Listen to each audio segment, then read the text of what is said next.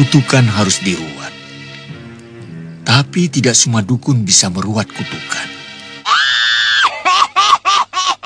Dalam episode ini, mari kita langsung saja membahas Mardian lagi, yang ceritanya telah tertunda, yang pada saat itu telah terbongkar rahasianya, bahwa mereka sudah ketahuan jadi harimau jadi-jadian.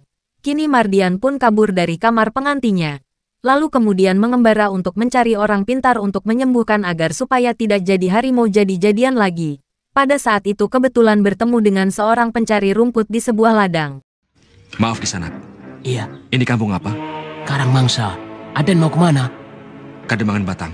Oh, jauh sekali, Den. Di sini sudah keluar dari wilayah Mataram. Pencari rumput pun mengatakan bahwa di sini sudah keluar dari wilayah Mataram. Tentu saja Mardian tambah bingung dan pusing kepala dibuatnya. Mau kemana aku sekarang? Rahasiaku sudah terbongkar. Pulang ke Kademangan Batang, sama saja aku bunuh diri. Aku harus mencari orang sakti yang bisa menyembuhkan aku. Tidak menjadi harimau jadi-jadian lagi. Setelah mendapatkan petunjuk dari seorang pencari rumput, Mardian pun melanjutkan perjalanannya untuk mencari orang pintar di desa tersebut.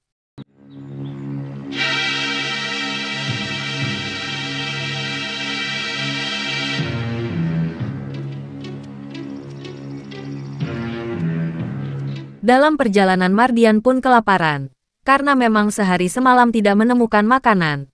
Pada saat itu melewati kebun singkong milik warga kampung, ia pun mencabut singkong untuk dimakan, hanya sekedar untuk mengganjal perut kosong. Namun, pada waktu itu ketahuan si pemilik kebun.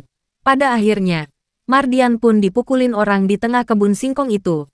Namun untung saja, pada waktu itu Nyai Murti datang untuk mengantar makanan untuk kakak dan ayahnya yang sedang berada di ladang. Sehingga Mardian pun selamat dari pukulan kakak dan ayah Nyai Murti. Saya bukan maling. Mana ada maling aku? Saya akui memang mencuri. Tapi baru sekali ini. Masih juga mungkir? Hah? Ngaku tidak? Sungguh, saya bukan pencuri. Ya, meskipun Mardian bilang tidak mencuri, namun Bapak Nyai Murti dan Kang Panjul tetap mengatakan pencuri. Padahal kebun singkong tersebut sudah dijarah babi hutan setiap malam. Kenapa orang ini dipukuli? Orang ini pencuri. Maling rakus. 5 hari berturut-turut singkong kita gasak. Tuh lihat tuh. Bukan dia yang menjarah kebun singkong kita, babi. Babi hutan. Kan saya sudah bilang sama Kakang. Alah, orang ini juga pencuri. Sama jahatnya dengan babi hutan yang suka merusak kebun penduduk. Mardian pun mengakui bahwa ia bukan pencuri. Meskipun pada saat itu mencabut singkong milik warga, namun sangat terpaksa karena kelaparan hanya untuk mengganjal perut. Kang Panjul, biarkan dulu orang ini bicara. Pemburu apa? Mana goloknya? Mana panahnya? Tombak? Pisau kecil saja tidak punya. Barang-barangku habis dirampok. Dirampok? Kami semua 10 orang. Kemah kami diserang gerombolan perampok. Kami disiksa. Barang-barang kami dirampas. Aku berhasil meloloskan diri. Teman-temanku yang lain, entah bagaimana nasib mereka. Mardian pun dengan lancar membuat alasan sedetil mungkin, sehingga orang-orang di sekitar tersebut merasa antusias dan tidak marah lagi. Aku lapar. Aku sudah mencari yang punya kebun ini, tapi tidak ada satu orang pun. Maka aku cabut sebatang. Ternyata aku diintip oleh bapakmu dan suamimu ini. Bukan suami, kakak. Namaku Raden Soma. Ayahku Temenggung Gandawijaya, pembesar Kadipaten Jatimulya. Setelah Mardian mengarang cerita yang kelihatannya menarik perhatian, kini ayah Nyai Murti dan Kang Panjul pun meminta maaf kepada Mardian. Dan kebetulan juga, Mardian yang sedang kelaparan pun menemukan makanan dari Nyai Murti. Hingga pada akhirnya, Mardian pun diajak makan bersama di sebuah gubuk, dengan ditemani janda cantik itu.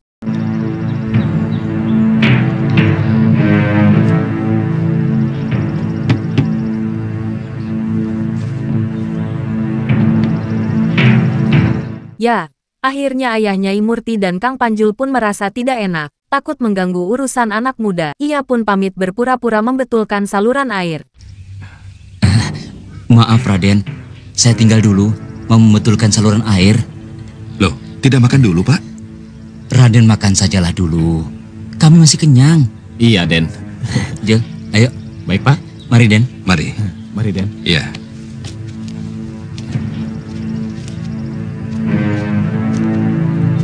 Nah, begitulah orang tua yang mengerti urusan anak muda. Akhirnya Mardian dan Nyai Murti akan bebas ngobrol berdua. Lantas mau ngobrol apa ya? Mari kita simak. Sungguh tidak kuduga, di sebuah dusun yang sunyi seperti ini, ada bidadari. Maksud Raden? Maksudku, kamu. Boleh aku tahu siapa namamu? Nama saya jelek. Murti. Bagus kok. Suamimu petani juga. Maksudku, di rumah saja. Suami saya sudah meninggal. Oh, maaf. Baru atau... Sudah lama. 3 tahun. Wah, lama sekali. 3 tahun sendirian. Boleh aku melamarmu? Ya, kini lamaran Mardian pun diterima oleh Nyai Murti. Karena memang, Nyai Murti sudah 3 tahun menjanda. Mungkin sedang gumuri-gumurinya. Rasanya pasti maknyos. Singkat cerita, kini Mardian pun mendatangi orang tua Nyai Murti untuk melamar dan menentukan tentang pernikahan. Raden bergurau. Saya tidak main-main, Pak. Saya sungguh-sungguh. Anak saya perempuan dusun. Nanti mengecewakan Raden. Ayahnya Nyai Murti pun berterus terang bahwa putrinya adalah orang dusun dan takutnya mengecewakan. Namun Mardian tetap menerima apa adanya tentang hal itu. Oh iya, kalau memang Raden sungguh-sungguh berminat terhadap anak saya, sebagai orang tua, saya hanya bisa berkata, lamaran Raden saya terima. Secepatnya saya akan kasih kabar pada orang tua saya di Kadipaten Jatimulya. Minggu depan pernikahan dilangsungkan. Seperti biasa, kalau orang kampung sudah jadi umumnya, bila ada yang melamar tradisinya adalah ngintip di balik lubang biliknya. Jangan suka mengintip pembicaraan orang. Terima kasih. Saya akan punya suami lagi, Mbok. Iya. Seorang bangsawan. Iya, Nduk. Di malam itu, hari pun sudah larut malam. Mardian pun menginap di rumah calon mertuanya, atau di rumahnya Nyai Murti. Namun pada saat itu tiba-tiba Mardian mendadak menjadi harimau, dan memanggil Nyai Murti. Di sisi lain kini Nyai Murti yang tidak tahu tentang Mardian calon suaminya. Waktu dipanggil pun mendekatinya. Sehingga Nyai Murti calon istri Mardian pun jadi korban harimau jadi-jadian Mardian. Tentu saja, pada malam itu membuat geger satu kampung.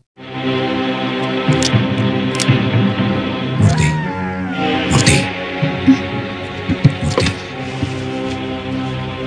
Raden?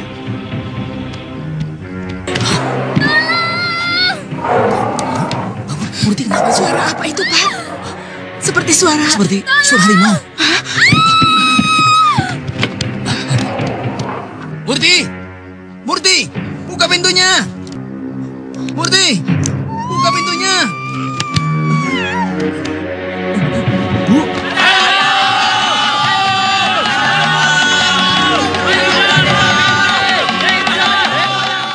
Siang harinya, warga kampung pun sedang heboh mengobrolkan peristiwa kejadian tadi malam, bahwa Nyai Murti telah tewas dimakan harimau.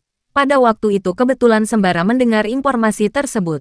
Maaf Bu, di mana rumah orang yang jadi korban harimau itu? Di sana, dekat perempatan jalan. Tanya saja rumah Pak Sarpan. Terima kasih ya Bu. Iya, iya. Mardian? Bukan. Kalau tamu saya itu namanya Raden Soma. Sekarang ada di mana Pak? Saya tidak tahu, Nak. Mungkin dia lari ketakutan pada waktu harimau itu datang. Anak ini siapa? Saya temannya Pak. Permisi. Ya, Pak Sarpan ayahnya Nyai Murti pun tidak tahu tentang nama Mardian. Karena Mardian mengaku kepada Pak Sarpan namanya adalah Raden Soma. Lalu kemudian sembara pun melanjutkan perjalanan untuk mencari harimau tersebut. Di sisi lain, kini Mardian pun sedang berada di pinggir danau untuk mencuci mulutnya yang penuh darah manusia itu, guna menghilangkan jejak mereka yang telah memangsa putrinya Pak Sarpan. Kapan aku tidak merasa haus darah lagi? Aku harus mencari dukun yang sakti.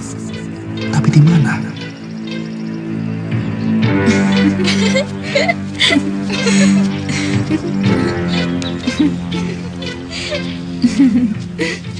Maaf.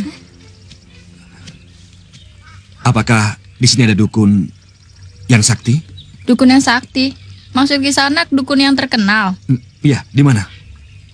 Di mana ya? Ada, Ki Maruto. Hebat sekali. Penyakit apa saja bisa disembuhkan. Betul, Ki Maruto dukun yang sakti. Penyakit yang disebabkan oleh setan bisa disembuhkan. Tapi jauh sekali. Di mana? Di Kudus.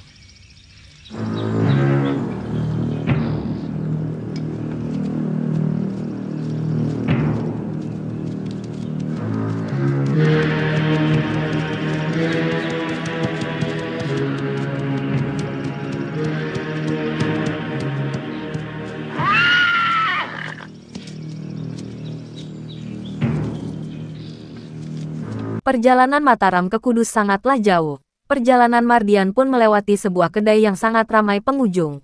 Pada saat itu Mardian melihat banyak kuda pengunjung kedai yang sedang makan siang.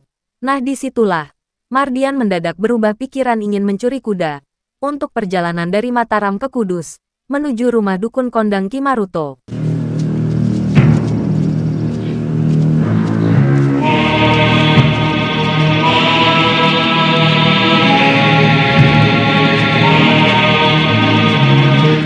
Dengan tenangnya manusia harimau itu akan membawa kuda milik orang lain, sehingga meskipun banyak orang di sekitar pemarkiran kuda tidak mencurigainya, namun ada salah satu orang yang mengetahui bahwa mereka adalah seorang pencuri kuda. Akhirnya teriak ada maling kuda. Lalu kemudian si pemilik kuda yang sedang asik makan pun terkejut, karena kudanya sudah raib di gondol maling. Maling kuda! Maling! Kudaku!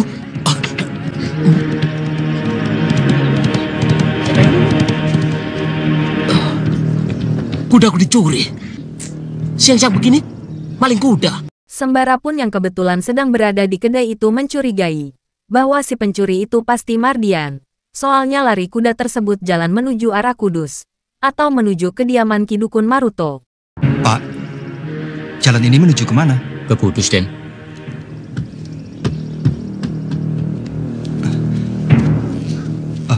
Maaf Pak, apa Bapak tadi melihat orang naik kuda?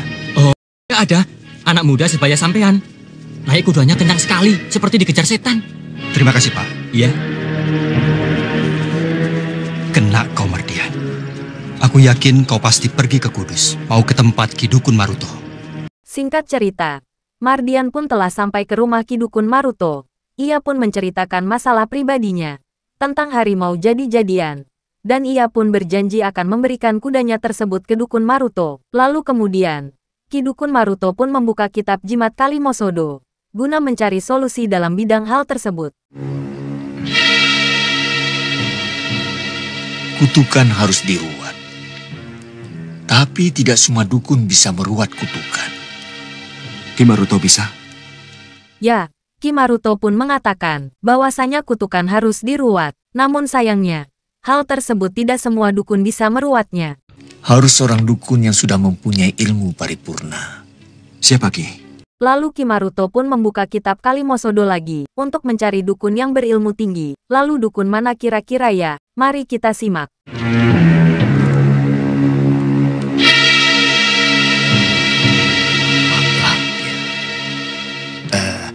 Kamu harus mencari Mak Lampir. Sebab cuma dia yang bisa menolong kamu. Terima kasih Ki. Sekarang, serahkan kudamu. Kau sudah berjanji mau membayarku dengan kuda, kan? Silahkan ambil kuda saya. Tapi katakan dulu, di mana rumah Mak Lampir? Rumahnya yang pasti aku tidak tahu. Tapi yang jelas, dia ada di utara. Utara? Ya, lagi-lagi Mak Lampir yang memiliki ilmu paripurna. Perhitungan Dukun Maruto pun sama persis dengan Dukun Solihun. Lalu bagaimana kisah selanjutnya? Mari kita nantikan di episode yang akan datang. Terima kasih.